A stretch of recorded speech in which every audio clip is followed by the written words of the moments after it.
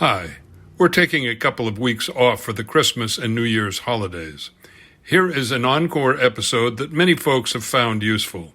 We hope you will as well, whether it's your first time listening or your second. We'll return with all new episodes on January 16th. Best wishes for the holidays and the new year. Creating a connection is the key to developing personal relationships. In this episode, we will talk about how to do this. Hi, I'm Rick Kendall. And I'm Fred Ball. Welcome to Management Mastery. The purpose of these podcasts is to share what each of us has learned about good and bad management in our combined over 40 years of experience, both as managers and executive coaches. During that time, we've coached managers at every level in companies from Fortune 100s to brand new startups in all major businesses, including nonprofits, government, and education. So whether you're just starting in your first management position or are an experienced manager looking to strengthen your management skills, we know our podcast will be valuable to you. When talking about building personal relationships, there are a number of challenges that you have to address. And then we want to talk about the behaviors that you need to engage in to successfully build these relationships with members of your staff. And finally, we're going to talk about how you can do a self-evaluation on an ongoing basis to see how you're doing. Let's look at some of the challenges that you're going to have in building relationships. First of all, you've got the one about time. And if you take the position that spending time on building relationships is pulling you away from achieving other business goals, you are clearly barking up the wrong tree. Building relationships must be one of your top goals. And the first thing you have to do is you have to acknowledge the importance of building relationships. And then the second part of that is you've got to accept that it takes time. This is not a one meeting or a two meeting kind of thing. This is something that you're going to start, and it's going to take months to build relationships with people and build their trust. But in order to do this, you've got to take action. You've got to get started. And for some people, that's going to be a whole lot easier than it is for others. In some people, it's going to be a bit more challenging. But remember, you got to be a manager because you were able to build relationships with people. And so whether it's folks you know or people that you don't know, you need to take action and get moving. You must demonstrate through your actions that you care about the other person, and you want to strive to make the conversation about them. The more that conversation is about them, the better off you're going to be. And you also need to know that in times of stress, and there will be times of stress, you need to walk away from building relationships. Yeah, I think what we want to do now is just talk about, okay, how do you go about it? You're right. It's not easy. It takes a lot of time, and you have to keep at it.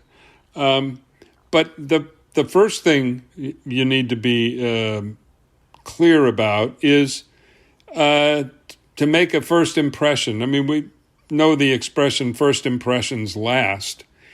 And whether you're now the boss of a staff you've been working with or colleagues you've been working with, or you're coming in new from the outside, as we've talked about in earlier episodes, you're a new person now when you're the boss. So people are going to be looking at you and saying, okay, is he or she different? How do I deal with them? How are they going to deal with me? So as you meet with your staff personally, now that they are your staff, you want to smile, you want to be positive, you want to show enthusiasm, and you want to be aware of your body language. That is, I think there's research that shows that like well over half of the communication, it comes from people's visual perception of you, what you're doing, your stance? Are you looking at your watch, etc.? So you want to also be an active listener. When you engage with them, you need to be listening to what they say and also looking for commonalities. If they talk about an interest, is it one you share with them, one someone in your family shares? And you want to be able to respond to what they're saying to you. And you can do that also by asking engaging questions. You can start out with the obvious: how you doing, what's going on? Ask about family members that you might know about. If they've expressed to you interests in the past, either that you have in common or that you've been interested in, or even if you just know that they're interested in it, ask them how it's going. Rick, I had a client recently in that same regard. Was just having a conversation with someone who reported to him, who was pretty close to the vest, didn't have much to say, but he asked him how he was, and the gentleman was pretty excited because he had taken his youngster to a train exhibit recently, and so he forgot that he's usually pretty introverted and started to tell my client about it. And my client got particularly interested and ultimately took his 4-year-old to see that train exhibit. And then when he came back, was able to go, when he went back to work, was able to go to that gentleman, thank him for giving him the suggestion to go, told him about it. They got into some detail about the trains that they had seen, and the reaction from that gentleman was much more open with him in the future. That's a good point, Fred. I was going to say that you will find that you'll hit upon a topic where suddenly somebody who is normally shy, withdrawn, will suddenly blossom. You hit an interest. You manage to stumble on a topic where they suddenly become animated. And I've seen this many times where, but you get there by asking follow-up questions, by kind of trying to explore what are their interests, are there things you share in common? You may hear a rumor about them, something they're interested in or do, and anything like that you can ask about, so that shows that you have interest in them, will help you in terms of creating that relationship, because suddenly you've got a bond, regardless of what it is. Yeah, sometimes that bond can be on a positive thing, such as the train show, and other times it's in relation to more of a problem. We're all living, we all, have good things going on in our lives, and we all have issues at any given time. And if you hear of something, in some cases, empathy may be a particularly strong reaction that you can have. For example, someone says to you that a parent is ill and they're trying to manage right now, coming to work, being effective at work, and at the same time caring for that elderly parent. And if you can express some empathy, gee, I've had the same thing happen. All of a sudden, you've got the person talking about something other than just their own issue, but you're expressing your concern, and you can say to them, look, if you ever need any time off or any of those kinds of things, just let me know. What that does is not only provide empathy, but it's a show of respect and sometimes an admiration that you can say, wow, that is really a difficult time that you're going through, to be both caring for the elderly parent and coming to work. And then sometimes the person will say, and I've got a child who's looking at colleges at the same time, so that you're expressing some admiration for them showing the ability to do two or three things at the same time.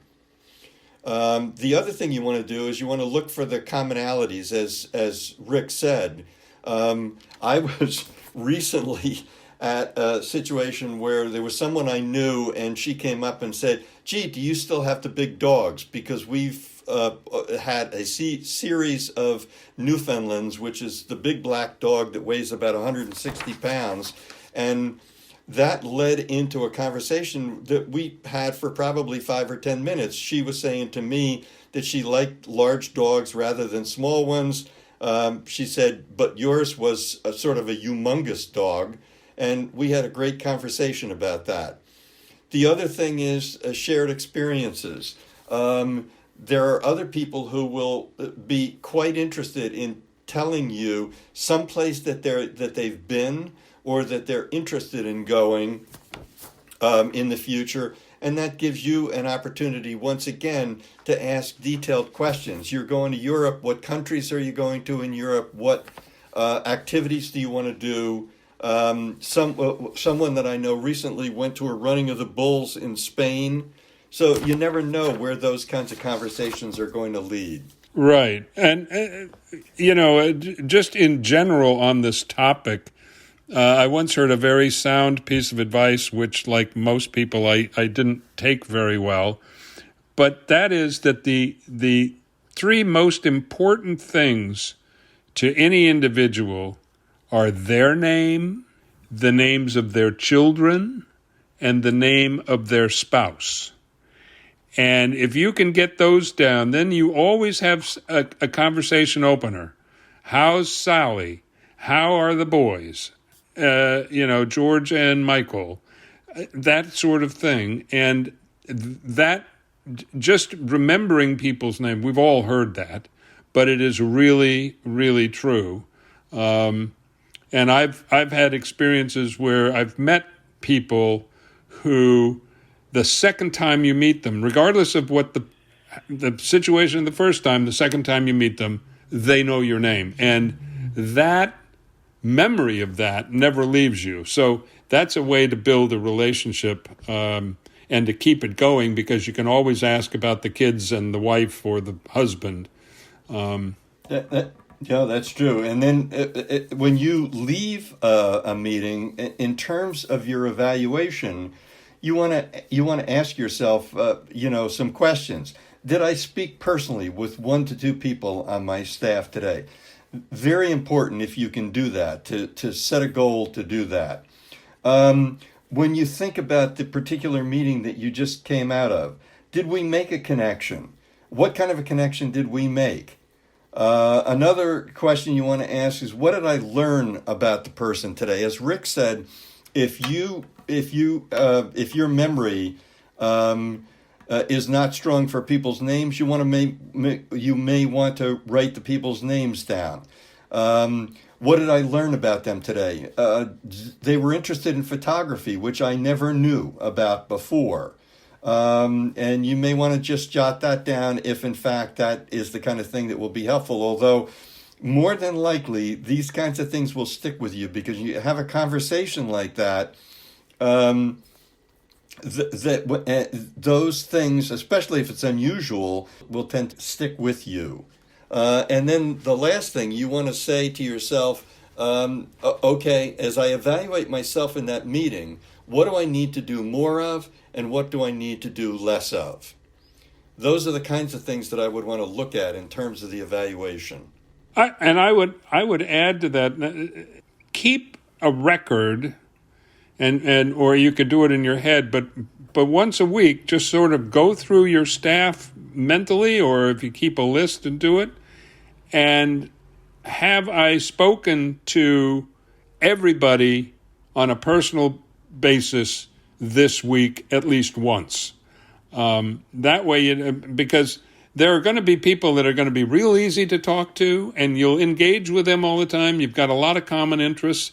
And then there are going to be, the Sally Milk Toasts or the, back office people that aren't forthcoming, and they can very easily fade into the background if you're not constantly reminding yourself, gee, I haven't talked to Sam in a week, and I gotta seek him out and just ask him how things are going at home, or has he, ask a question about an interest that he has. So, so that you cover the whole staff and you don't allow people to drop off your radar. In summarizing what we talked about today, we spoke first about the challenges in building personal relationships. And the key there is to recognize and be involved in the importance of relationship building, and to demonstrate through your actions that you care about the other person and you're striving to make the conversation about them. We then talked about the behaviors of being curious and asking people about themselves and what their interests are and so forth, and then following up with those with follow-up questions that often get involved in greater detail, giving you the opportunity to talk about how you empathize with them if it's a problem, how you show respect if it is things that they're doing particularly well, and it's finding commonalities and mutual understandings along the way, all of which will help in the relationship building and help you to build trust. And then we talked in terms of evaluation about speaking personally with 1 to 2 people a day and seeking to make a connection and making sure that you are able to talk about that connection again the next time that you're talking to them, or at some point in the future. We hope you have found this podcast useful and will come back again for more management mastery. If you have any comments about this or any of our episodes, or would like to find out more about our other services, including one-on-one coaching and group seminars for managers, visit our website at careercoachclass.com. Thanks for listening.